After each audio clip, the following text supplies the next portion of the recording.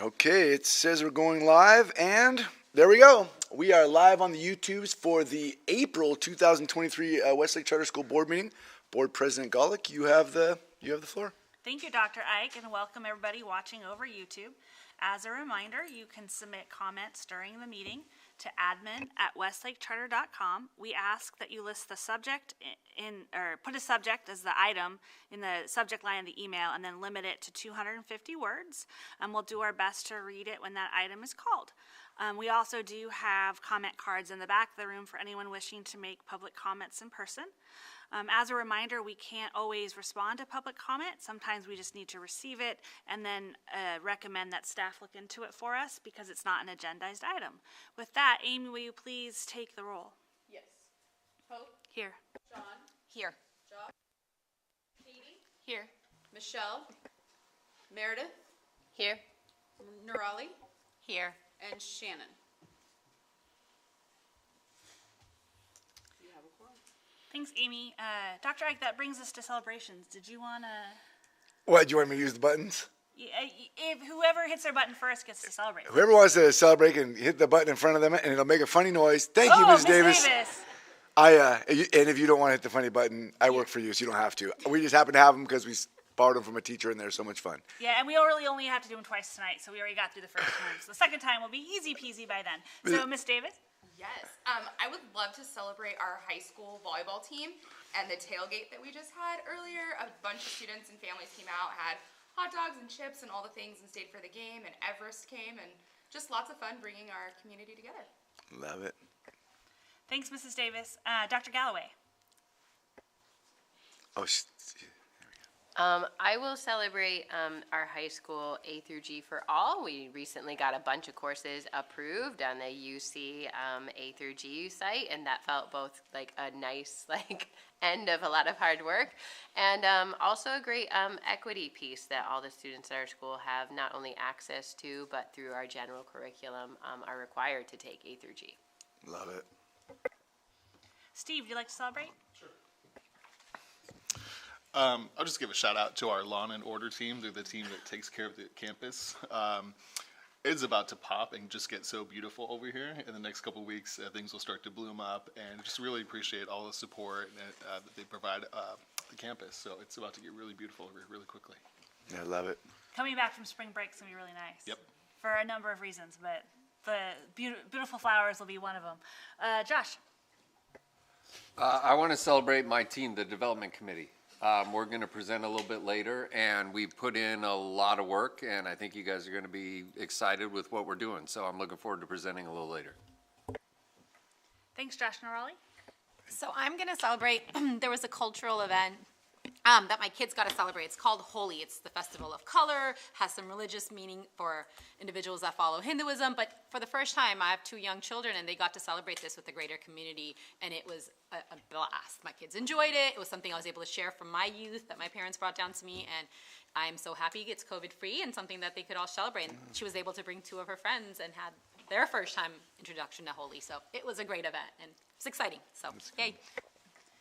Thanks, Nurali. I'd like to celebrate our cohort. They're in the audience tonight observing and have come to 4 different sessions learning all about what we do here and why we do it, and have looked through our founding documents and provided feedback and suggestions, and it was just, thank you. We really appreciate the time you've put in to learn more about Westlake Charter School. Love it. I'd like to give a little shout out to our Westlake Charter High School esports team who have just qualified for playoffs. So there you go. We may be going to our first ever video game playoffs. Who knew? Who knew? So cool. I will celebrate our littles and our bigs. There's a moment during our day where our kinders are at lunch at the same time as our 6-8, and it's always like you hold your breath to make sure everybody's good at their equal size of the cafeteria. Today we had a little who was struggling, and we had a big come over, doesn't even know her. She just came over and she sat with that little until adults could get there. And it just made me cry. It's always good to cry on a Thursday. I will celebrate student-led conferences, but this time, so my middle child is at high high school, and so but he came here from kindergarten all the way through. So he's been doing student-led conferences.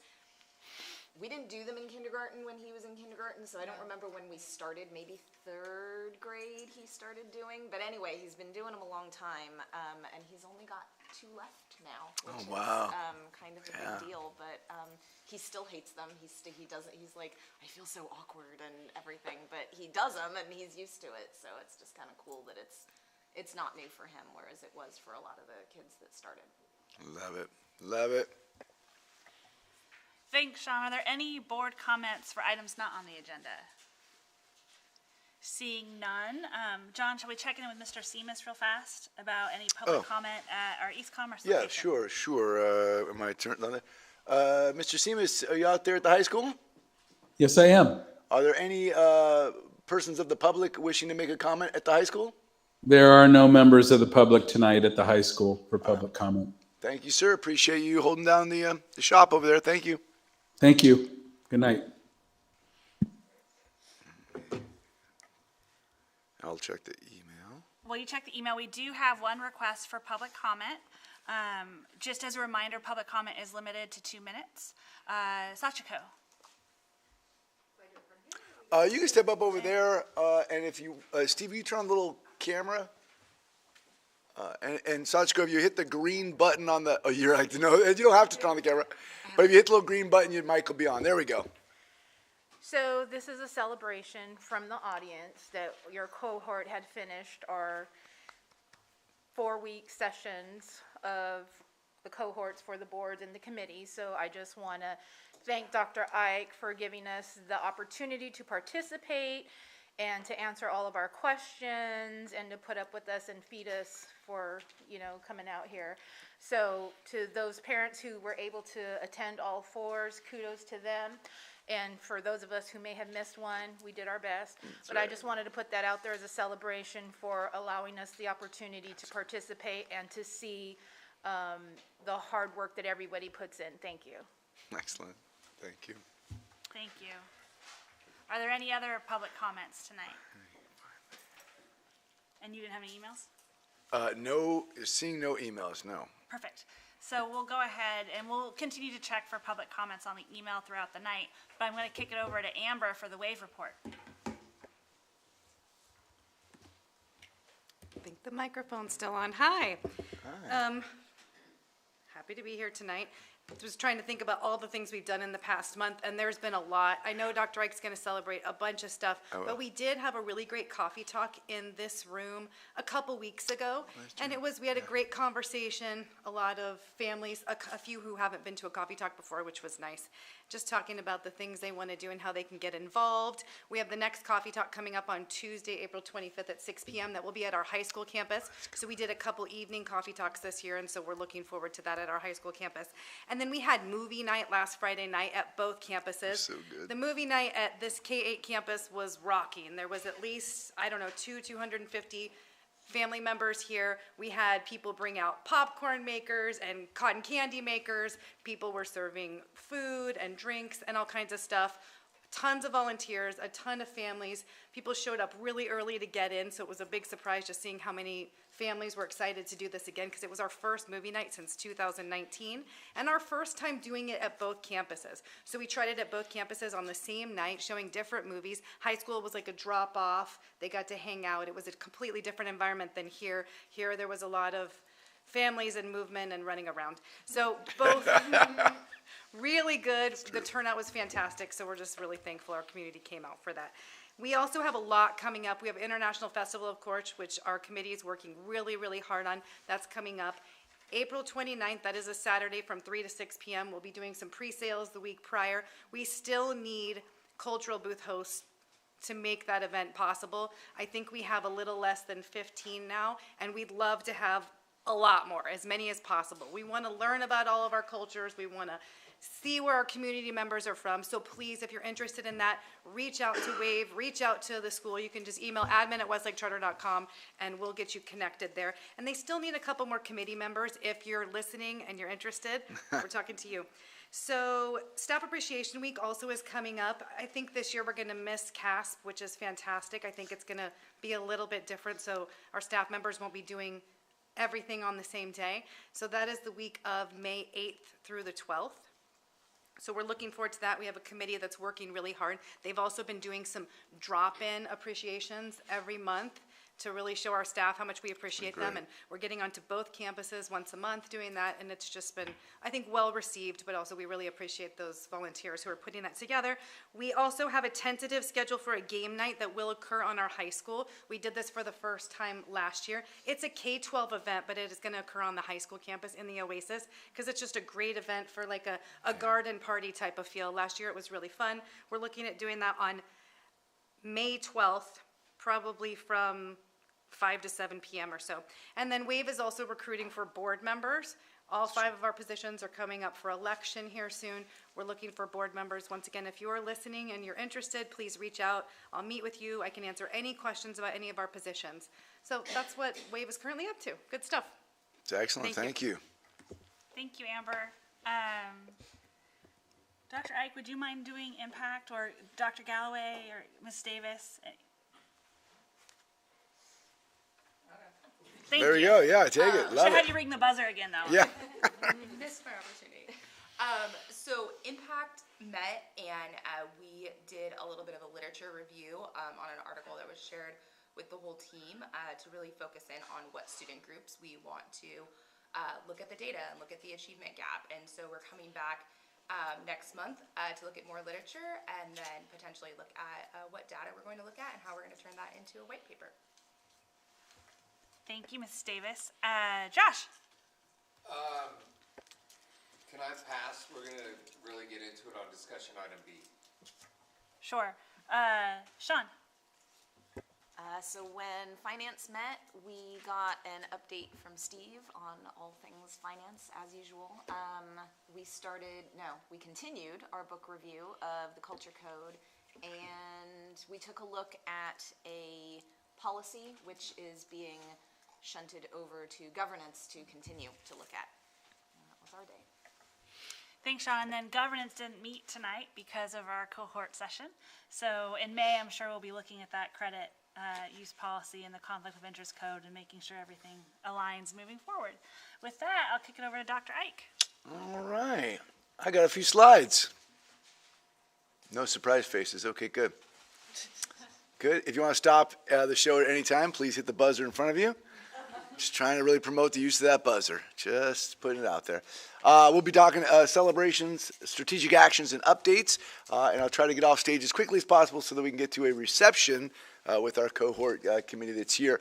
Hey, we blew the roof off the joint at the middle school rally. It was a ton of fun. I don't know if you heard about it, but we did mock interviews at the high school. Really a successful event right there, led by our staff, but also, involved community members who came in as, interview experts and interviewed our students. It was really, really a nice piece that I think is something that will become an annual event at the high school.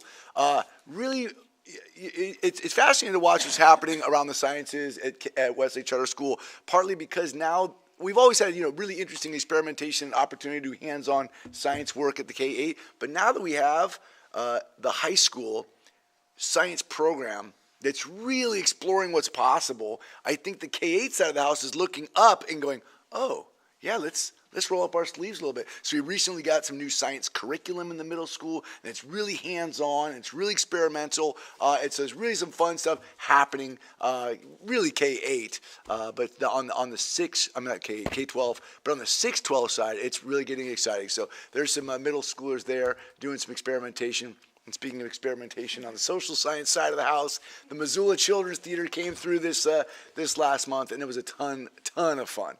This was great. I don't know if any of you got a chance to see it. I went to both showings and was singing along by the end.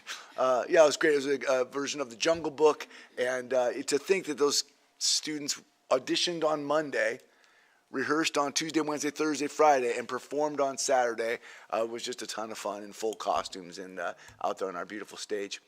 Our second grade does a People Who Make a Difference unit. I'm not sure if you're all aware of it or not, but our students research, our second graders research people who make a difference in our community. They then write a report about those people.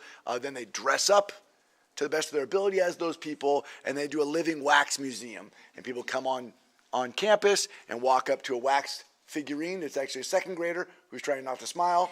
And then you say, you push a button, and then they recite their speech about their people make a difference. And it's really a cool opportunity for our students to begin to speak to an authentic audience about a piece of research that they've done, and it's always a big success. I think the Wright brothers were there this year because we have twins in second grade, so that was a lot of fun. There's always great research done there. This is a placeholder for prom, and it was great. Our spring semi-formal dance at the high school was a huge success. Thank you to all the parents that were involved in making that happen for our students. And as Mrs. Husted acknowledged, the WAVE team, the Westlake Association of Volunteer Explorers, they've been periodically throughout the entire year dropping these little just gestures of love and appreciation. So you'll walk into the staff room one day for no apparent reason, there will be food and kindness and lovely thoughts. I'm telling you, it goes a long way. So it's just celebrating our parents who are celebrating our teachers and our staff. It's gold. Do y'all know about this? Has everybody heard about this? Have we talked about this? Right? Our Westlake Charter High School students were a part of the NASA Hunch program where they got to design something. That design got entered into a nationwide competition. If they won the competition, then their design and they would be flown down to Houston, and then a prototype could be developed, and whatever they designed could potentially end up on the space station. Now, we didn't win, but we made the semifinals, which means they actually got feedback from the NASA team, and they get to reiterate that design another time and re-enter it. So here are these sophomores who get to go back at their design process and re-enter as juniors and potentially seniors. And isn't that what science is, right? It's the opportunity to get feedback and reiterate and feedback and reiterate. Really a cool opportunity for our students. Yes, yeah, I'm so glad you're there. Yes! Yes. So, if I'm not mistaken, we have a teacher that's been to space. That's right. And students that are now receiving feedback from NASA. This is correct, sir. Yeah, I love it.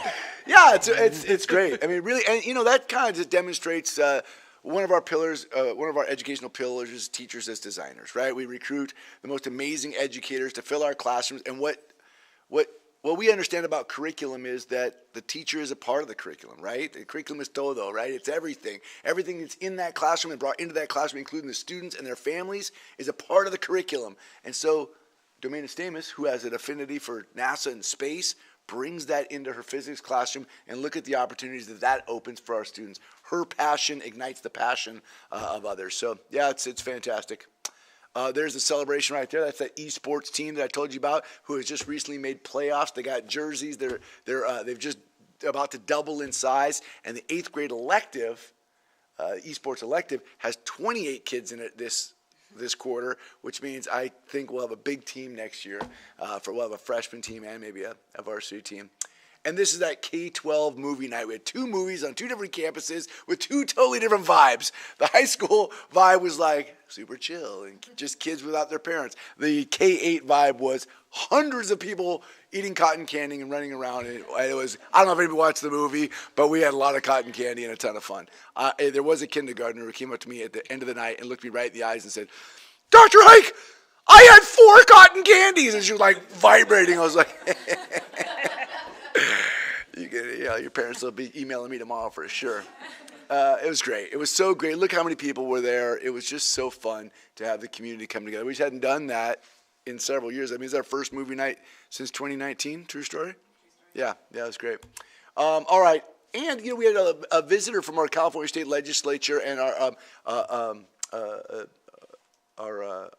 CSTC, the California Charter the Charter Schools Development Center, CSDC.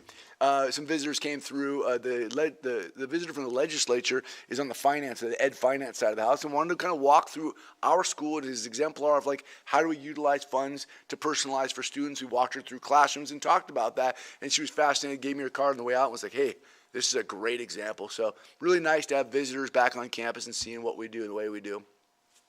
I'll hit some strategic actions, then some updates, and then we'll do a reception and mingle with some amazing humans. I just want to talk about staffing. That's really what's happening right now in our side of the house, right? If you're on my side of the house, if you're in the admin team, I know we have to get through promotion in the next 3 months, but we're already out in August, September, being like, how do we launch next year? Some really important staffing pieces around teacher positions and teacher on special assignment, TOSA positions, I'll talk about today. Staffing positions. So, we assume at least 2, but as many as 4 teaching positions will open up due to our TOSA, assistant principal, and coordinator positions. So we have 4 internal promotable positions right now. And from those 4 promotable positions, you could have 4 teacher openings. So we know that, like, isn't our first rodeo. So we've been out in the pools looking for candidates, right? So preparing interviews, hosting some preliminary interviews in anticipation of these 4 positions closing out tomorrow, actually. And then when we come back from spring break, backfilling any positions that are necessary. We also assume annually at least a couple of natural positions. Now, as of right now, I don't have any general education staff who are saying, hey, I'm not going to be here next year. But, things happen between now and June where somebody goes, we're moving to Nebraska. So we already have kind of this assumption of a couple of natural positions and then up to 4 internal positions. So we're on the look right now. What's hard about that is you go into an interview and you meet a great candidate who's probably a really good kindergarten or first grade teacher. You're like, I don't know if I'm going to have a K1 opening. What if I have a 4-5 opening? What if I have a, so we're trying our best to play out the game, but our team is great at it. The HR team does a great job. We've made some excellent hires already, anticipating some of those moves. But one of those hires actually is a K3 Spanish teacher move, because we had a K3 Spanish teacher opening that we knew about as of about a month and a half ago. So a fantastic hire there. And our team just continues to work on it each week. As we close out this week, and go into spring break, we'll close out those TOSA positions and those 2 admin positions. We'll come back from spring break, start backfilling. We 100% anticipate opening in the fall fully staffed. Why is that significant to report out? Because there are schools up and down the state right now, due to the nationwide teacher shortage, who are still looking to fill positions this year. We're 143 days into the school year, and there are classrooms all around us that are still filled with substitute teachers. And so we feel like we have a really good handle on recruitment and retention going into the fall. So we fully anticipate opening in the fall fully staffed. Even some really challenging high school positions, for example, chemistry is a challenging position to fill, and we have had an excellent chemistry pool and interview process. So I anticipate that we'll be reporting back to you going into the summer that we're looking really strong in the fall. We feel good right now. Staffing regarding TOSAs, these teacher on special assignments. Why are we hiring 2 teachers on special assignment? What are we trying to accomplish? I think when you talk about the personalization work that we do, and I think you're all familiar with our MTSS program. It's very robust. We do a lot of case management, students who need academic or social and emotional support to either accelerate or receive intervention. We have teachers on special assignment who do that work. One of the things we know coming out of COVID is that there was more need for more support. So we are taking a look at proactively, what can we do to offer more support in Tier 1, this universal Tier 1, so that we'll need less escalation to Tier 2. So as a instructional team, we've gotten together and said, well, what if we built a self-perpetuating professional development ecosystem filled with learning modules that staff could leverage to stimulate peer coaching opportunities? That's a lot of words. Let me tell you what I mean. We know that there's a kindergarten teacher, there's a 4th grade teacher, there's an 8th grade teacher, there's a 10th grade teacher that each utilize a really amazing set of questioning strategies. And we know that utilizing questioning strategies stimulates critical thinking, and our students are more likely to successfully master content if a teacher utilizes these questioning strategies. But all the way across this organization, these 4 teachers are great at it. But what if I'm a new hire and I come to this organization and I'm not partnered with one of those 4 teachers and I don't have access to, I'm not great at that yet?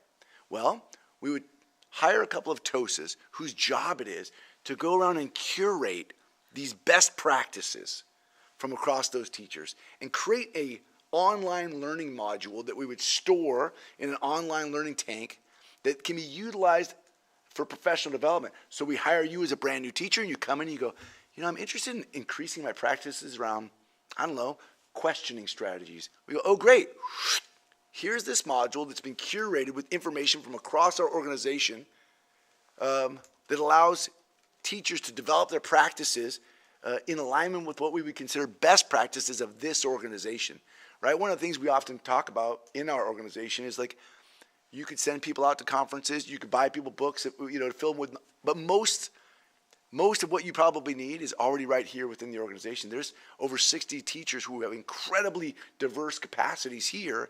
So how do we share that across the organization? So we're developing this self-perpetuating professional development ecosystem that can be used by you and I could team and say, hey, do you want to team with me and we'll both learn these questioning strategies together? Then we'll go into each other's classrooms, we'll coach each other on this.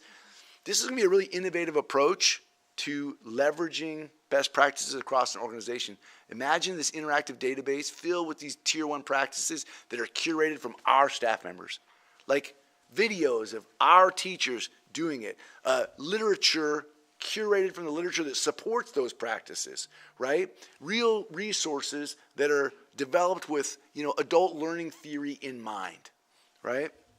Imagine staff using these with our professional development time built into the day. They're not having to do it on their weekends or home. Like we have PD time. What if staff were given the opportunity to use this resource during professional development time to learn together?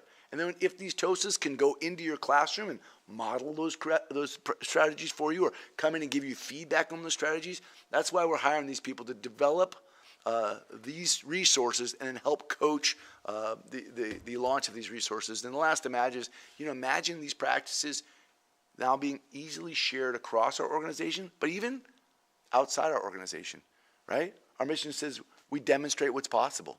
So if we have this amazing resource that's curated from across this organization, we can easily share outside the organization as well. So we are in the process right now of launching these 2 positions. They're funded in our budget for the next 2 years. We think at the end of 2 years, the system will be built and will be self-perpetuating, and then we'll pull back on those 2 positions, and the staff will have a resource that is built to grow as we learn new things going forward. Any questions on either of the 2 staffing pieces, teachers or TOSAs? Ring your buzzer if you have one. All right.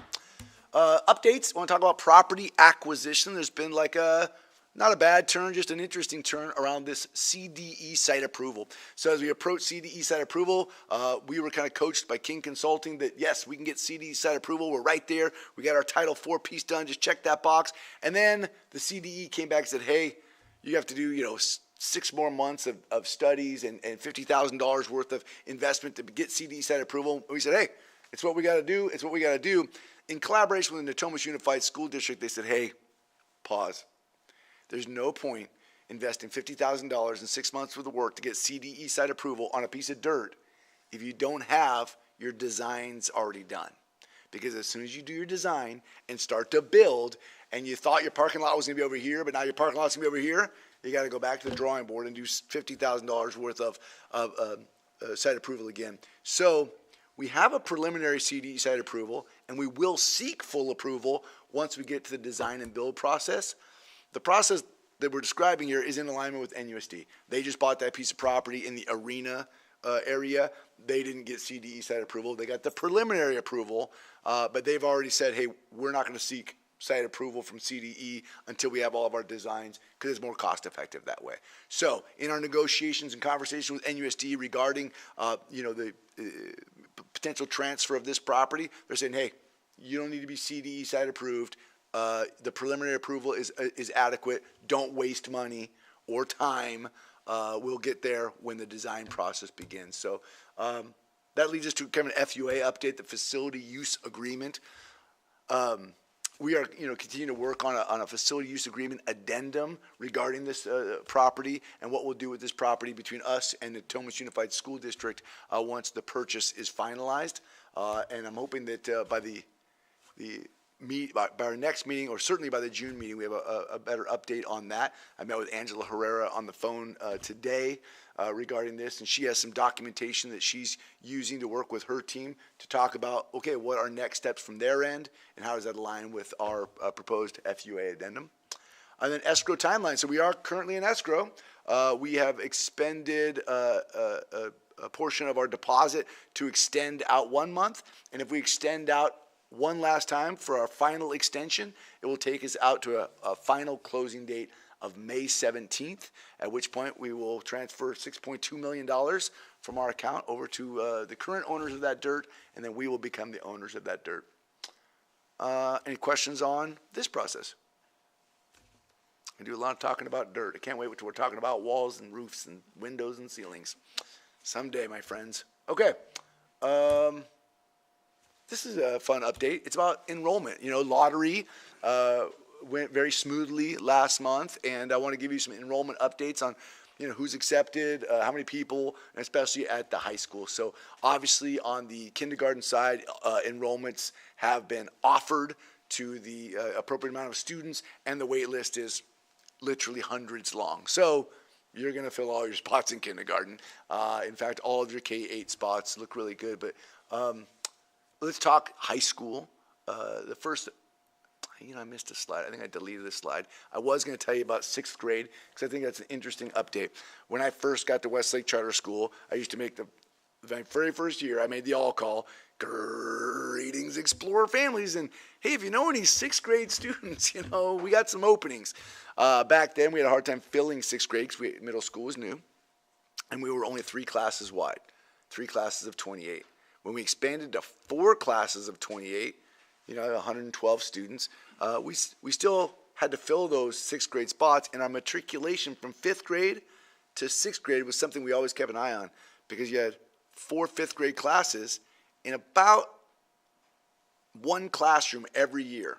About 35 to 28 kids would not make it from 5th grade to 6th grade. So you'd have about 1 classroom full of new kids in 6th grade, which we love because we love having new kids, but it's easier academically when your 5th graders become your 6th graders, right? So back in 2018, we still had 26, I had it on the slide that I clearly deleted, 26 5th graders not matriculate to 6th grade. This year, the number is 4. There's only 4 5th graders not going to 6th grade. Now, I don't know if it's because you all opened to high school, congratulations, nice move, or it's just because, times change, but it's a really interesting internal matriculation metric. Again, we'll fill kindergarten and all of our K-8 spots because the waiting list is long at each grade level, but that matriculation from 5th to 6th grade is something we've watched now for a decade, and this is the smallest it's ever been for families. So that's very interesting. Let's talk 9th grade.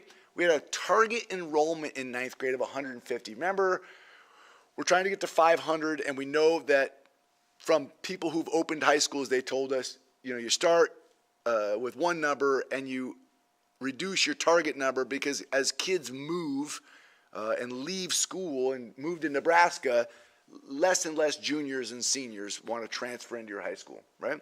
So we have 150 targeted freshmen, 140 targeted sophomores, 130 targeted juniors, and 125. Eventually, that's how our number gets to a little over 500, which is about 500, right? That's what we always say. We're going to be about 500. So our 9th grade enrollment target is 150. We currently have 62 confirmed Westlake Charter 8th graders who have already said, yep, sign me up, give me the sweatshirt, I'm in, I'm going. Now, we kind of have an internal metric of we'd love to have about 75 8th graders become 9th graders because that's at least half of our 8th graders matriculate. With 62 confirmed, we only had 66 last year, and as of right now, only 8 have declined. Well, what does that mean?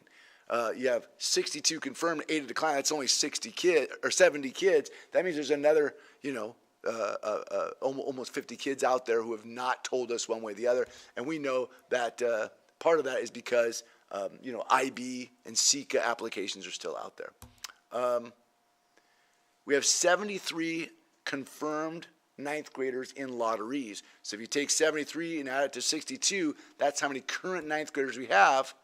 That's 135 current ninth graders. However, remember, there's still all the unconfirmed eighth graders out there. So if we only end up with 15 eighth graders, we'll hit our max target. And there is a potential that we over-enroll.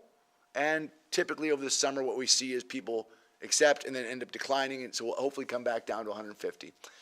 However, what's different about this year than last year is we went through the entire wait list before we got to summer last year. And this year, we have 135 currently enrolled and 70 unconfirmed eighth graders. I don't think that number's right, 70. 62 plus 8 is 70, plus another 30, 40. It would be 42 unconfirmed. Sorry about that. Because there's 112 eighth graders, right? So let's take, we have 62 confirmed, 8 declined. That's 70. I must have just transferred that number down there. I apologize. That's like 50. Yeah, so 70 plus 42, because you're 112, right? So you have 42 kids still sitting out there. If 42 of those kids come in here, we'll be at 150. If they end up declining, we'll start pulling off the wait list to get to 150. Does that make sense? So I feel really good about that, knowing that, I think we ended up this freshman year with, I think, only 109 freshmen at the end. I think we had 113 somewhere in the middle there. So that's really good. That's really good. Remember, when we opened the high school, what was our low budget number? We were like, if we got 85 freshmen, that would be awesome. Now look, 2 years later, you have 135 confirmed, 42 on the unconfirmed, and 89 on the wait list. That feels really good. Matriculating to 10th grade, target 140. This one's a little low. So you have 109, 17 confirmed out of lotteries, puts you at 126 sophomores. We have 3 new applications pending today, as I pulled the data today. And I'll put this all together on a final slide for you here. And then your 11th grade target, again, is 130, and we're a little over, right? Because we thought we'd lose kids, and that we're not losing them, which is good. And if that trend stays, we might have to adjust our numbers later on. 10 years from now, you might not take 150 freshmen if your matriculation pattern doesn't show that. Does that make sense? So with 138 total 11th graders and 20 on the wait list, let's kind of look at the whole school for next year as we know it now. Let's assume there's 150 freshmen, because we think that's true. The 135 we have, plus we'll fill the next 15 either off the wait list or off the unconfirmed. The 126 10th graders, 138 11th graders. Our total target enrollment was 420, and we're currently at 414 off these numbers right here. Okay? It's really solid. Look, we really thought we were going to open with 85 kids, and now here we are going, we missed 420 by 6 kids. It's a pretty strong enrollment trajectory right now, and really strong retention as well. That's really nice.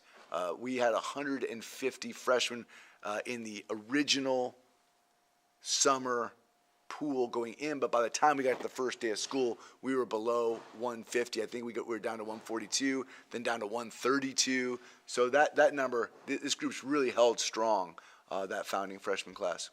Any questions on enrollment? All right, I think that's all I've got. I think it's reception time. Actually, it's consent time. Oh, it's consent time. I was jumping the gun. Sorry about that. Will you just check the email for any? I certainly will. Let me get the agenda back up there. But while Dr. Ike is doing that, we do have 2 items on the consent agenda for tonight, approving the minutes for the last meeting and approving the monetary donations. No comments. No. With no public comments, are there any board questions about the consent agenda, or is there a motion to approve? I'll move the consent agenda. Thanks, Sean. Is there a second? I'll second. Thanks, Nerali. Amy, will you please take the vote? Hope, Yes. Sean, Yes. Josh, Yes. Katie. Yes. Meredith, Yes. Nerali. Yes. Perfect. Now we can celebrate He just our wants the round. cohort. It is exactly 7:15. We will come back to the YouTube screen at 7:30. Yes, 15 minutes. All right, let's have a 15-minute reception. There's brownies and coffees. You guys can turn off your cameras and turn off your mics, and we'll come back in 15 minutes. I'll put up a slide. I mean, I do, I just didn't. And board members, please mingle with our amazing cohort. They stayed here to meet with you, so please engage.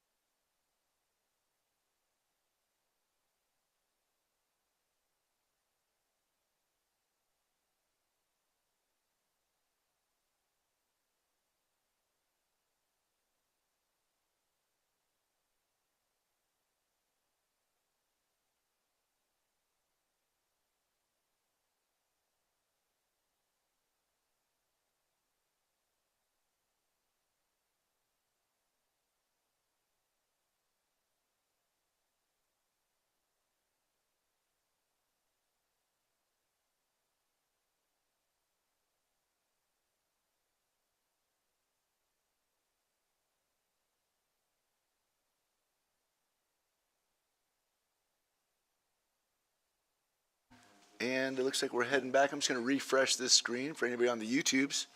We're coming back to you now.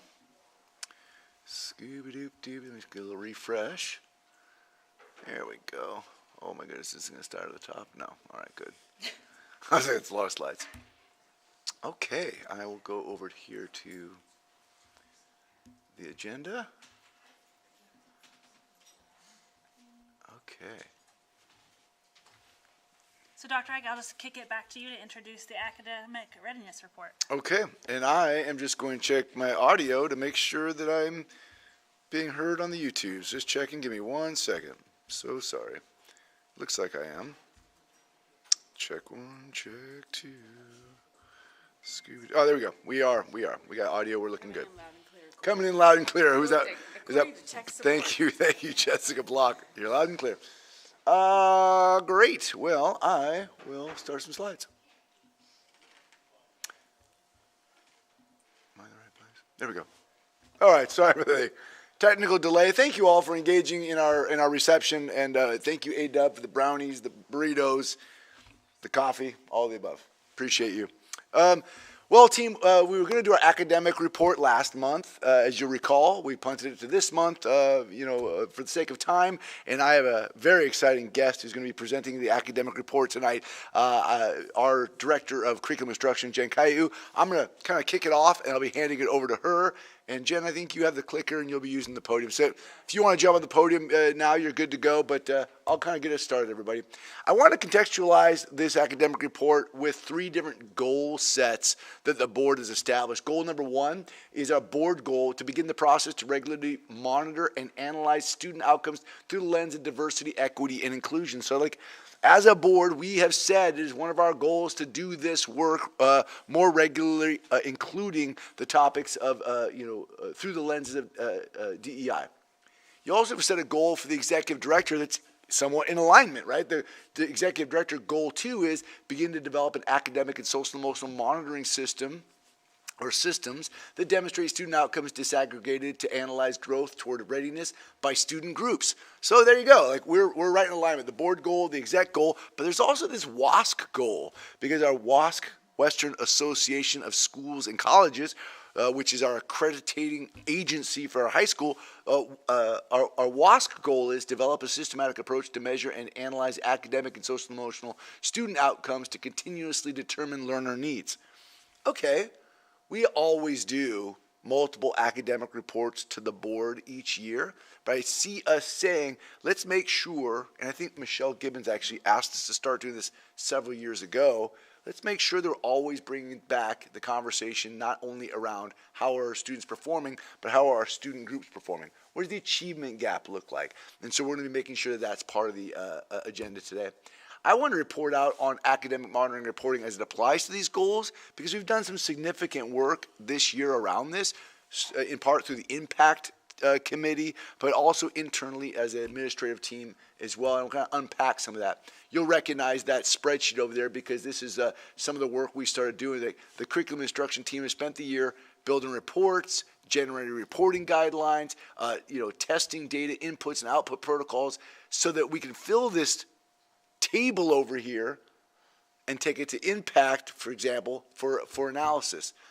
Now we have all of the 21-22 data, which is last year's data, loaded and verified. So we know that our protocols and our systems for pulling data by student group and loading it into this, back end of this dashboard, we know the protocols now work, and we have now loaded all of our local data to date this year. Of course, you don't have CASP data yet, but you have the first round of NWA, the second round of NWA, things like that loaded in. So the initial proof of concepts for 3 types of reporting is starting to come along, and it's really a progress toward the board goal, the executive director goal, and the WASC goal.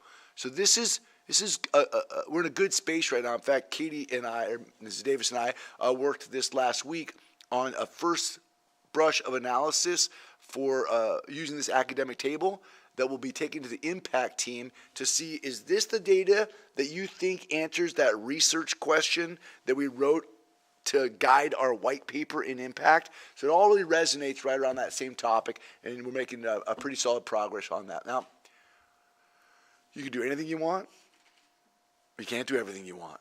And you have to decide like what you want to do, especially with data. You know, if you're writing a research paper, write your questions first, and as you start to answer those questions and you take the rabbit hole down and go, ooh, here's something interesting, whoa, come back to the research question. What are you trying to answer?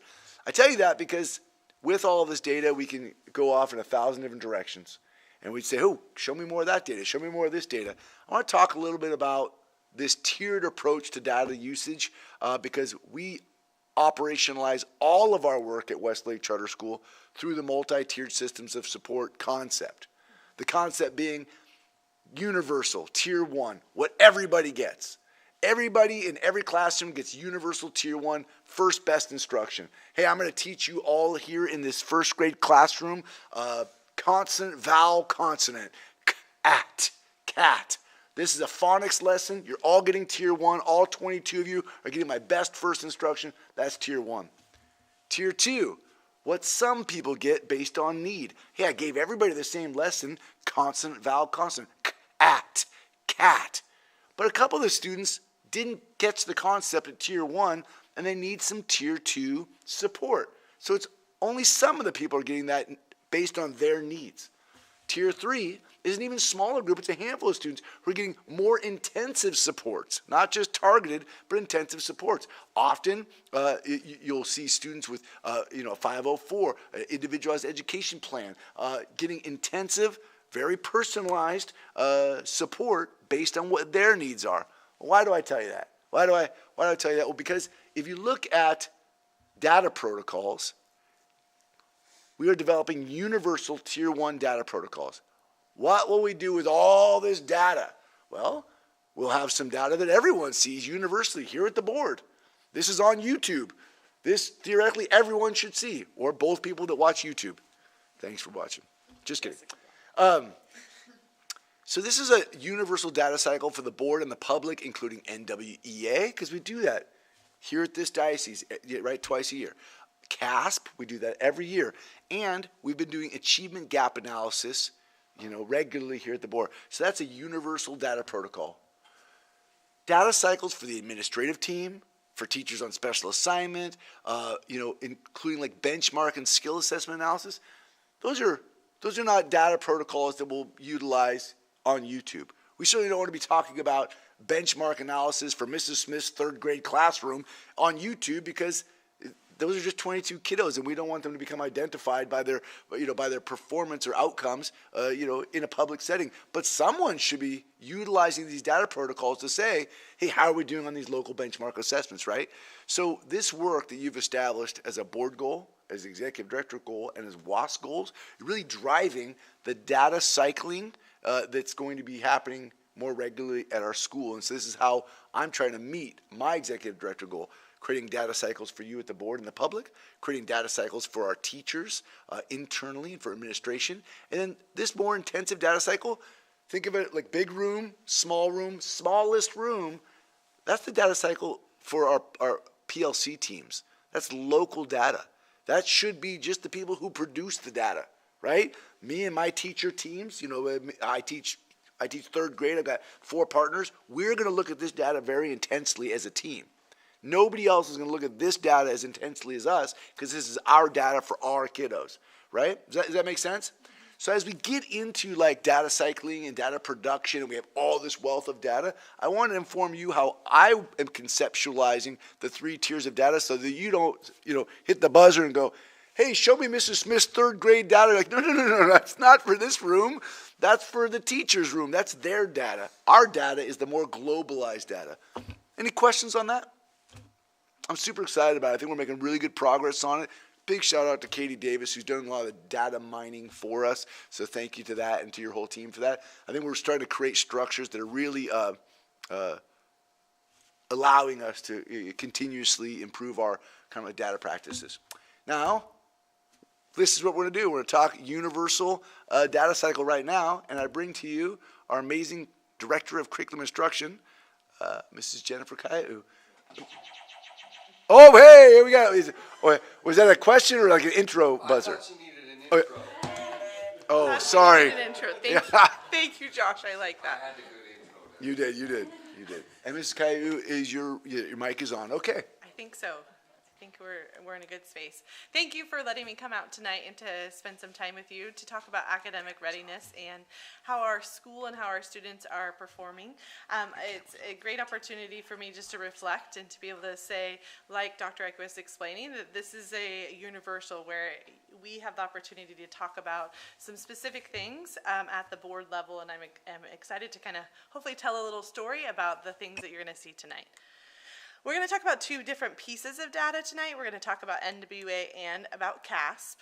But let's kind of go back, and some of us have not spent a lot of time with NWA, and to try to establish some things that kind of normalize the information we're going to be looking at. So first of all, NWA is a normed reference exam. That's a different exam than a typical criterion exam that students might take. So for example, a student in a classroom might take a benchmark exam, and there are 5 skills that they need to take, and if they get all 5, they get 100%. Now, a normed reference test is not like that. The purpose is for students to actually not get them all right. It's for a student like me, it's a little defeating sometimes, because the test is 52 questions. You're supposed to get like 25% that you don't know. So I've had students go like, I don't know the answer. And you go, you're right, you don't. And it's adaptive, so it's saying, you got these right, so let's expand and give you more to see what you can and can't do, and to be able to figure out where is your ceiling. That's the kind of test that we're talking about when we talk about NWEA, and so I wanted to make sure we kind of just set the stage for that.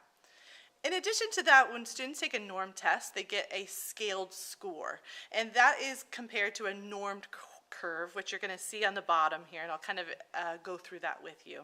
So the scaled score is where after they've taken this norm test, they get a value to that, and it places them onto the curve here. So when you look at the curve, there's the 50th percentile is in the middle, and then everything below is below average or below that 50th percentile and or above there. Now these norms that we're talking about that you get this scaled score from is based on a study that was actually done and ended in 2019 and was produced in 2020. That was pre-pandemic, and so that's a little challenging when we talk about maybe some things that have happened in education since then. NWA has not had the chance to redo them. They're supposed to bring them out this school year, which we're excited for, because that we hope that will actually help us to kind of look at how all students in the nation that are taking this test are doing after the pandemic happened.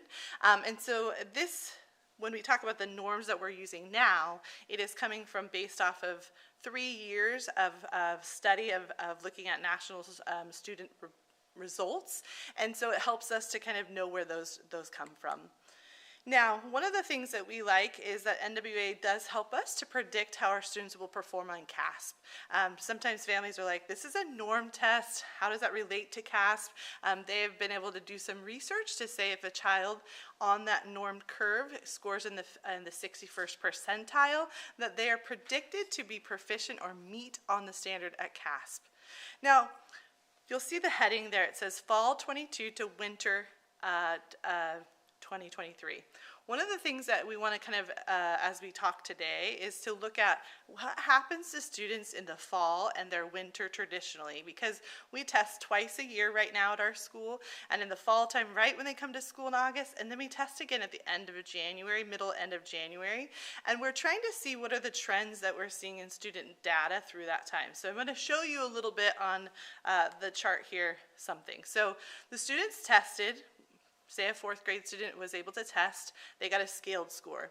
In the fall, they got a scaled score of 450, and it landed at them at the 61st percentile. So the 61st percentile in the fall. What happens though is if a student scores the same in the winter, they may place somewhere different on this curve. The reason is because those norms change. So a student might still score 450, those norms scale over, and that student might score in the 50th percentile now, even though they did, because students, they're looking at all of the students, that thousands of students that are testing at the same week of instruction and getting those norms for us. So sometimes I've had the conversation sitting with a parent and they said, but my kid grew. They grew in their scale score, and the parent, but they went down in their percentile, and that's hard for people to see because this is a different kind of assessment, and it is a normed assessment. And so when we talk about how our school has done from fall to winter, we will see some trends, and I wanted to identify that there's a reason for that. And so when you're looking at norm scores, they can slide, and so when we see individual students grow, their percentile might not have grown, which we see a lot in our data. So I want to kind of talk, that kind of sets the stage of what NWA is, to hopefully set the stage of what we understand together as a group. But I want to talk a little bit about what do we do with data. So we want to talk about NWA in two ways. It's a universal screener, and it helps us to predict how our school will do on CASP. So let's talk about it as a universal screener. So whenever we say universal screener, it means that all kids get it. So our kindergarten through 8th grade and beyond into our high school, all the way our 10th graders take this test. Our kindergartners only take it one time because developmentally we give it to them once, but our students, we give it as a universal screener. It helps us so that all students are taking this test, and it helps us to be able to screen out or to look at and get basic information about our students' academic progress. So what I kind of just, when we're talking today, because we are talking about predicting for CASP as well, you're going to see the data that we're looking at is our 3rd through 8th grade students. And so kind of just want to recognize that while you're seeing on this screen. So what I'm presenting here is the idea of where, if you're using this as a universal screener, you're saying for our students, we're looking at average or above, average to high range. In mathematics, about 63% of our students are meeting the 61st percentile, average or above, I just said that. And then about 37% of them are in that low average to low range in mathematics, and then 74% within the average to high range in reading, and then our 27 within the low to low average range. So when we talk about it as a universal screener, again, that information is good for us as a school. So we look at that as a school-wide level to be able to say, okay, how are our students doing overall? Then what we do with that information is we produce it for our teachers. So our teachers have access to it. What you're seeing here is some images of the ways that we produce that information for our teachers. Because it's really important that data is only as good as it is in the hands of the people that need it. And so helping our teachers to have access to that, so we produce that back to them as we go. So teachers receive their classroom data. In our middle school and our high school, it is because the advisory teachers are the ones that kind of carry the student through time at those programs. They receive that data as well. And then teachers use data to understand the progress. So the second image there is showing where you're able to monitor and see the progress of your students, which is really helpful because if you get it in isolation, you're like, well, I don't know how they did before, so I can't monitor their progress. So as a universal screener, it helps us to be able to say, how are our students progressing in my classroom? And then at some level, some grade levels at the high school, they get grade level data because they see the whole grade level at some point during the school year. And then teachers have the opportunity to re-engage and use the MTSS process as necessary to be able to support their students that maybe we have identified through this process as a universal screener that might need additional support. So that's what I'd like to talk to here is the students that are scoring below the 21st percentile. We as an organization kind of tap into that and look at those students and who they are and know them by name so that we can figure out their needs. And the way that we do that is by receiving some digging deeper case management, meaning they typically have a teacher on special assignment that is a case manager that might oversee them, and then start to look into some targeted intervention with some SMART goals to help support those students that might be in that category for extra support. This is an example that I like to share. When students qualify under that 21st percentile, they may qualify for a specific intervention. And sometimes we we don't always talk about those interventions or who receives them. But I wanted to share some highlighted interventions that we are giving to students that might qualify under that 21st percentile. So we have a few different interventions in the middle here. Some are surrounded by mathematics, and some are specifically in reading and phonics skills that range from our kindergarten through 10th grade students that are getting supported by this. So from fall to winter, we, like I said, we look at these scores, and then we identify as a universal screener who would need that. As of now, this is our largest number of interventions to date. Our students are being served by more intervention than we ever have at our school, which is great. We value that. We want to make sure that when you provide intervention, you're providing it so then you can give it to students and then see how they have progressed and then and adjust as needed.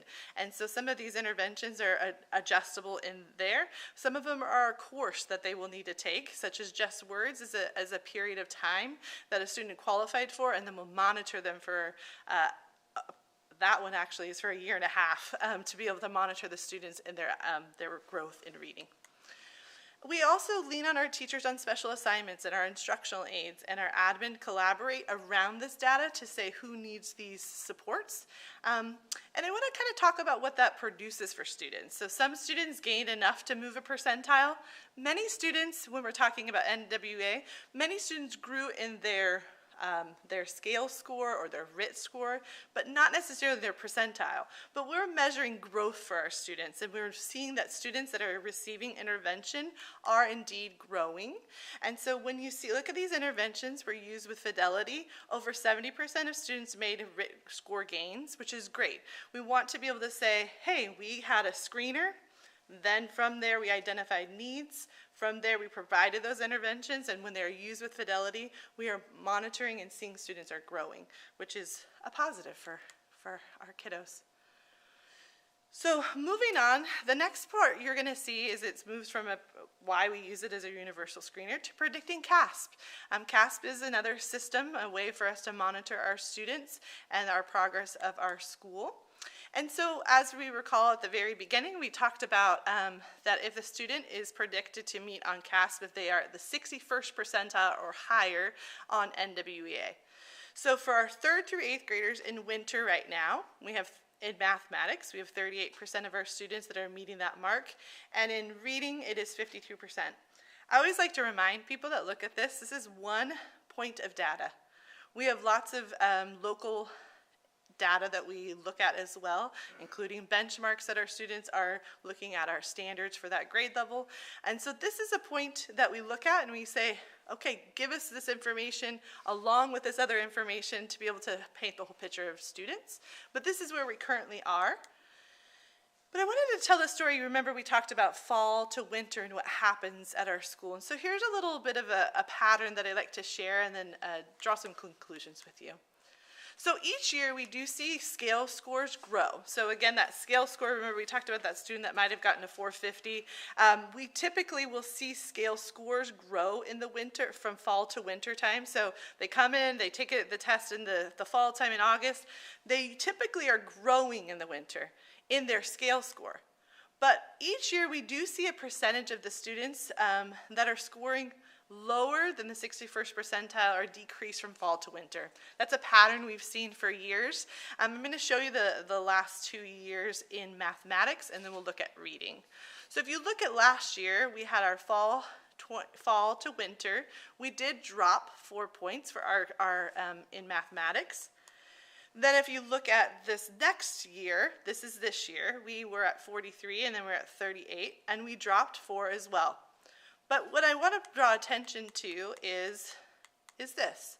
So when we look at this, so we did drop. We are noticing that is a pattern that we have recognized. But when we look at winter to winter, we are seeing a slight growth in our math scores from the year before. So that's something I'd like to just point out as we're looking at and we're predicting CASP, that we do see a slight growth in our students in their mathematics. We'll do the same process for our reading scores. Sorry for too much animation. It's saying the same things on that slide. But in our reading here, we had the same thing last year. We dropped 4, and this year we dropped 5. But again, if you're looking your winter to winter, we are about even. So we're 52-52, which is just something to recognize as we are kind of predicting and seeing patterns of our students and how they're performing. And moving on to this part here, as we begin to predict, I think you even saw these slides similarly in the fall when we were talking about how we did this school year. So last school year, in reading, we did a 56, and then winter, fall, winter, and then our spring CASP was our 62% of our students had met on the state testing.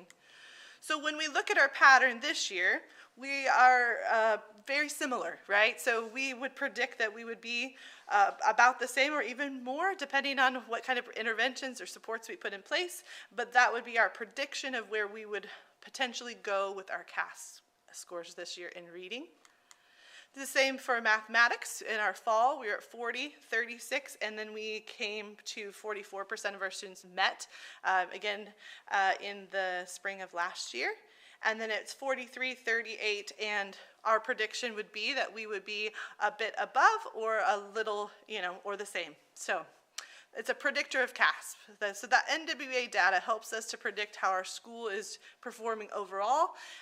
Again, this is a universal thing. This is not talking about the individual student. If we were to tell each individual story of each child, that's what the teacher wants. The teacher wants that individual story to be like, okay, that's my whole class. What does this child need? What is their name and what do they need from me as the educator in that space? And so sometimes as we talk about globally this data, I always go back down to the teacher and the student level because that's really what it's about. But it's about each individual student and them doing their personal best to continue their growth patterns there. I do want to talk, as Dr. Ike said, I put over here on the right-hand side, the board goals and his goal and the WASC goal to talk about, every time we talk about data, that we look at achievement gap analysis. It's really important to us that we take the time to focus on that and to be able to do that. So I want to share with you, the top is actually how our students had performed in reading in the winter, each of those different groups of students. But I want to talk a little bit about the achievement gap and some kind of analysis that we've done. So last school year, on our 3rd through 8th grade, we had a gap of African American to white gap of 35. And then our CASP African American to white gap was 29 is what it ended up on CASP.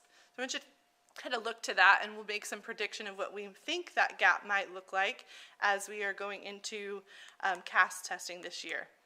So our African American to our white gap in this winter is 28. So if you compare the two, right, so you're looking at 35 to 28, that gap in our reading for our African American and white students is going smaller, and which is the right direction that we're hoping to continue to move in.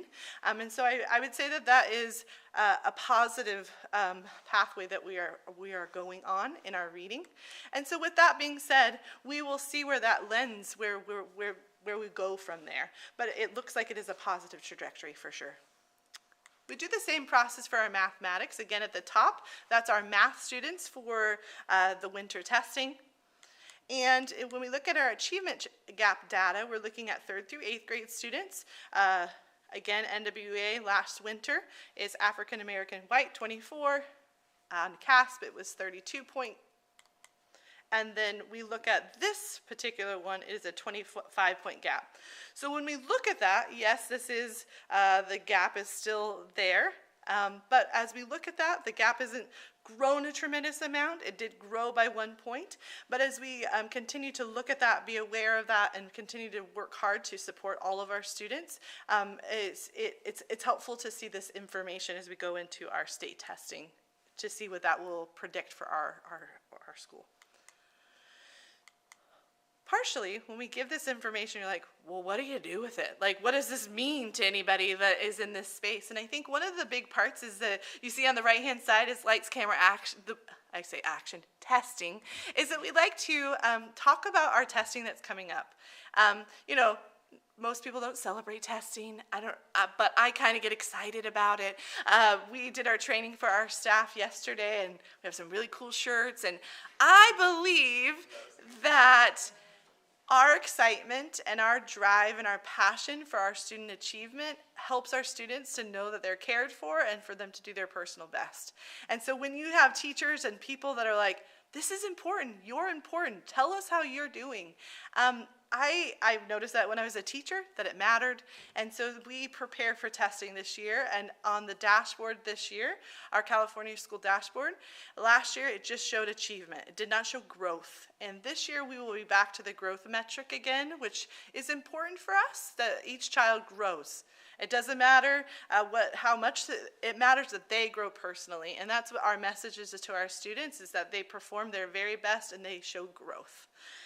So I'd like to just talk about what the spring is coming forward for us. So we will be testing at the end of, right after spring break, the week after spring break, into early May, which is very exciting for us. I say exciting. I hope everybody else is excited. I get excited about it. It's great. It's great. People are laughing. I love that. Thank you. So, and then the last part is just, we'll have the opportunity to do some analysis of our data over the summer. So sometimes the scores are hard to predict when they will come out from our CAS testing. Sometimes the state promises certain times and then it comes later. And it's okay, we go with it. But we will, once we receive that, we will analyze our fall, winter, and spring again to be able to see any trends that we can look at. We'll look at our achievement gap data and things of that nature at that time. And then we'll design our fall launch of our next school year. That's really important to us. Data helps us to be able to make our next best steps. And including a math curriculum adoption, you noticed in our data set that our math scores they're holding there, but they're lower than our reading scores. That's just real. And I've been working with a team of teachers on campus to do a math adoption in our K-5 program, which we hope will continue to help with our trajectory in a positive direction for math. In addition to what Dr. Ike was talking about when our strategic actions is talking about hiring of these two capacity building TOSAs to build tier 1 instructional practices across our K-12 program that we feel will help serve our students and help with all of our academic readiness and growth. And so those would be our next steps as we go through our next school year and the end of the school year. Any questions, Dr. Ike? Do I pass it back to you? I just opened it up to the board. Are there any questions regarding any of the delivered information? No, seeing none. Thank you, Ms. Caillou. I certainly appreciate you. Excellent work. Thank you. All right, where are we back over here? On to the development committee update, Josh. Oh.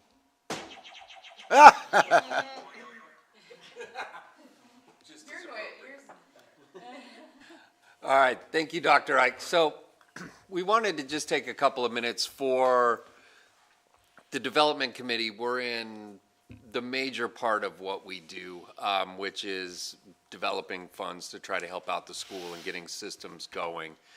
You've seen us make chili. You've tasted our chili. You've seen our trains. And the cornbread, and the cornbread. But we wanted to just take a minute and break down what we're doing for the Big Day of Giving, because we have started our Big Day of Giving campaign. I don't know if you guys have seen it yet, a slow rollout. But before I do, I just want to take a minute and introduce the development committee team. Myself, Nirali Patel, and Ashley Patel, who's joined us. And then we also get a lot of help from Hope and John. And also Monica Darris now has been really helping with the Big Day of Giving campaign. Shout out to Monica Darris. Yes, I told her I was going to do it because she's earned it. She's worked really, really hard. So for those of you that aren't familiar with the Big Day of Giving, it's a lot of times referred to as the B-Dog. But it's been around, from what I can tell, 2013 is really kind of when it popped up and really started making waves. And now, there are 700 nonprofits that benefit from the Big Day of Giving. The Big Day of Giving is always, typically in May. This year it's May 4th. So we've developed a campaign around the Big Day of Giving. We've started putting blips in the Westlake Weekly saying, hey, big day of giving is coming up. Now, what we're doing different than what WAVE does as far as raising money is we are reaching out to our Explorer partners. And those are businesses in the community that have supported and helped Westlake in various ways. So all of our marketing is targeted towards businesses. Does your employer participate in the big day of giving? Do you own a business that participates in the big day of giving? So, I mean, will we accept donations from individuals? Absolutely, but our target is businesses in the community. And we've set ourselves a goal. 2 of our goals for our development committee are around what turns out to be the big day of giving, to create repeatable systems that can help us raise money. And we have a goal of raising $10,000. So with all that said in mind, you've already started to see some of the blips in the Westlake Weekly saying, if you have any questions, let us know. Today, Monday was the 4th, Tuesday was the 4th. We ran our first Westlake post on the Facebook feed saying we're 1 month away. If you want to donate, click here. So the nice thing is, so because we are a school, we cannot be listed on the Big Day of Giving website. So you'll see a lot of businesses that will say, go to the Big Day of Giving website, find our name, donate. There are rules as to who can and can't be on the website, and one of them is no schools.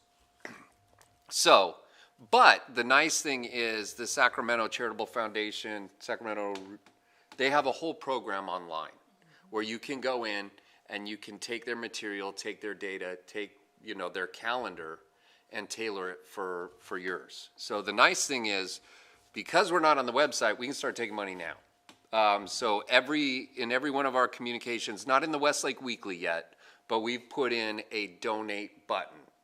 And we need your help is the bottom line. So we need you guys to just share our message. As a board, we're going to be reaching out saying, we did a Facebook post. Will you please like and share our Facebook post? We've got, we're going to do a Facebook post. So we have our own Explorers Partners Facebook feed, which we're going to have a lot of different posts on there. The ones I'm looking for your help with are the ones where we're going to take over the Westlake School feed, which was on Monday, so 1 month out.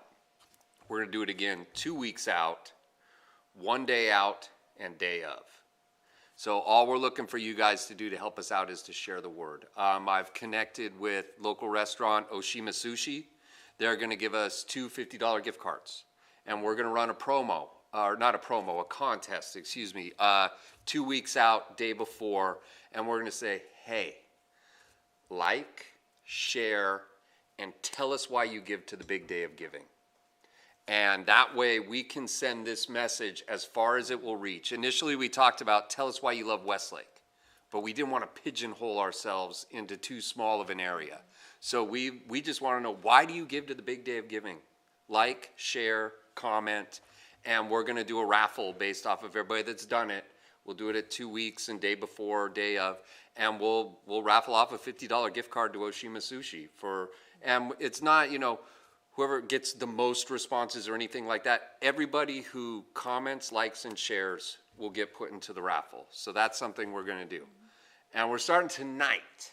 So if everybody get out your phones, please. We have a QR code up on the screen. If you're on the YouTubes, I think you can scan it with your QR code. Please feel free to jump up if you got to get up there. This is going to take you right to our Facebook post that we did on Monday that says 1 month out.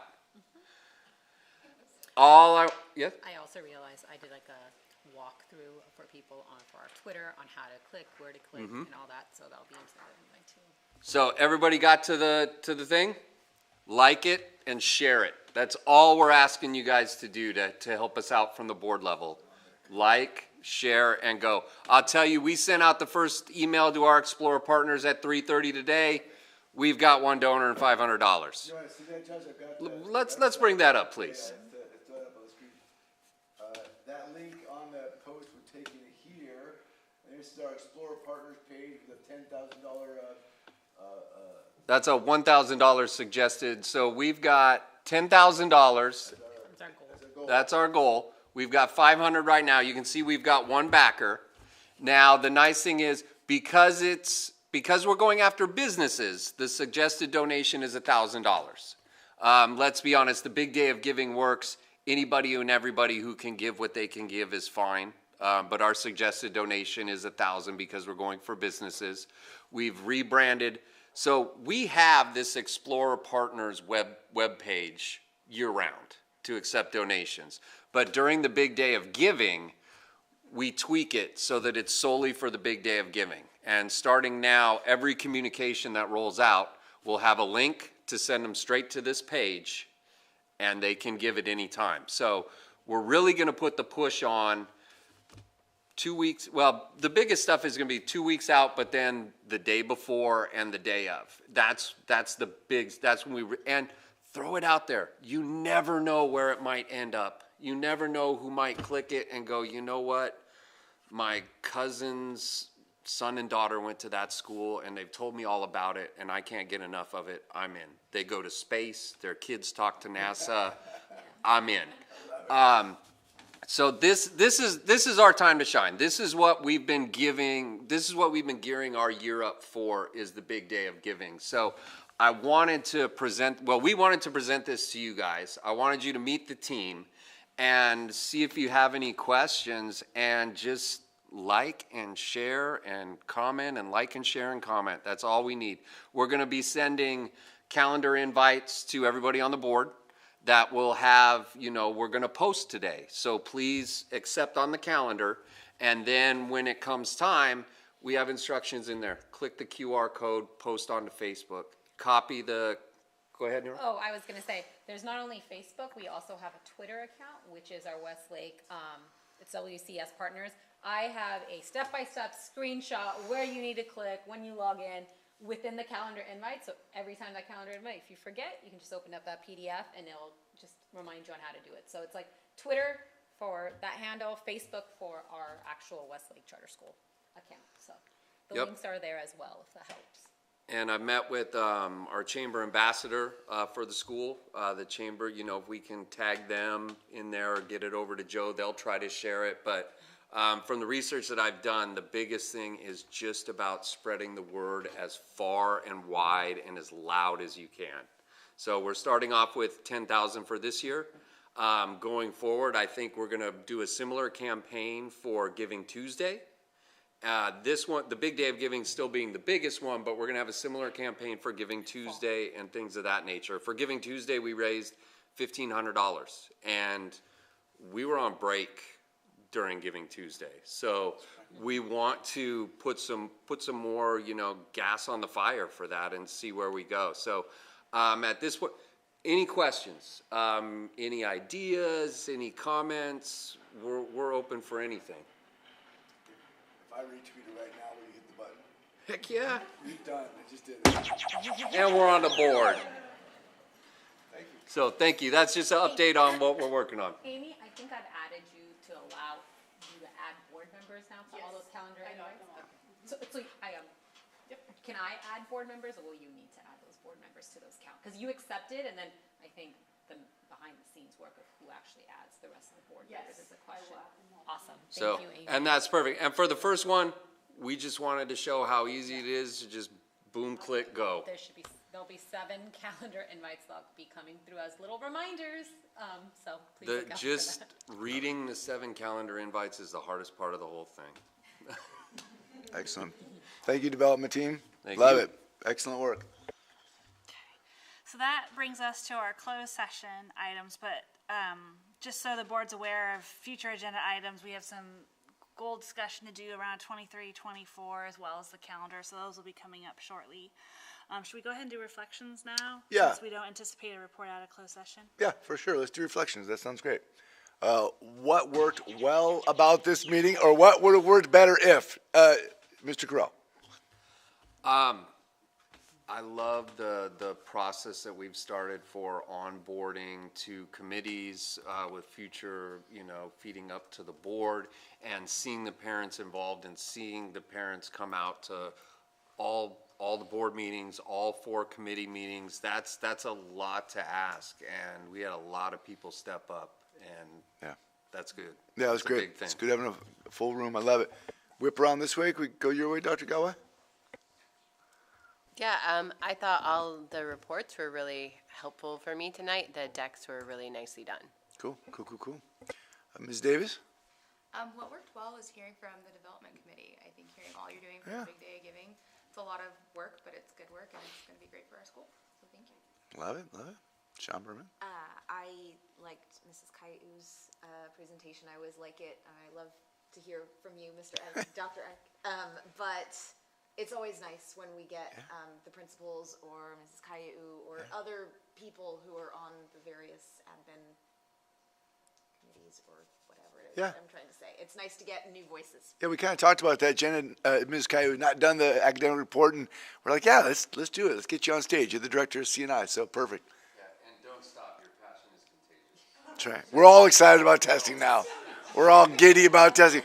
AW, you want to play what worked well or what worked better if? Yeah, I liked seeing our enrollment updates in the high school. It's just really fun for me to remember us back on our Del Paso days when there was 100 kids to see what we are at now. It's really cool.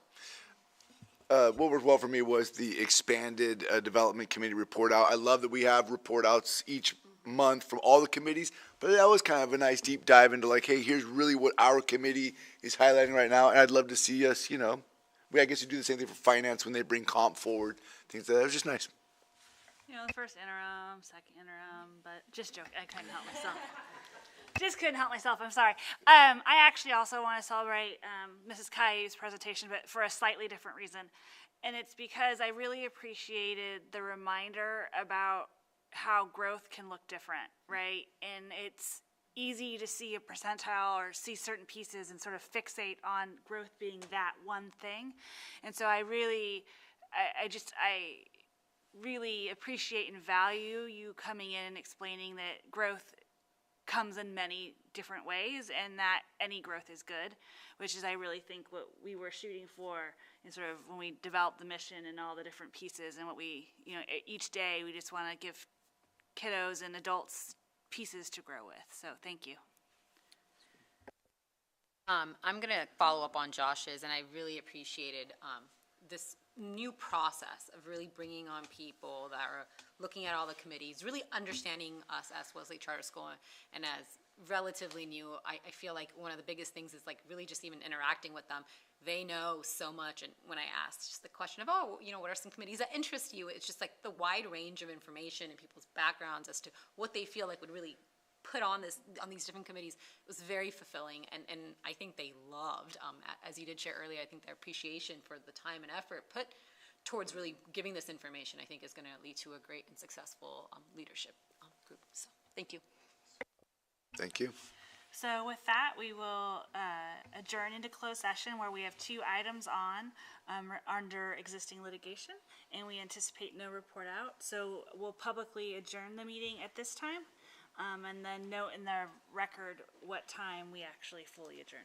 Very good. Thank you. Thank you, everybody. Thank you for being here, and thank you, Jen, for presenting. Ms. Patel, it's good to see you. Okay, let me close out the YouTubes.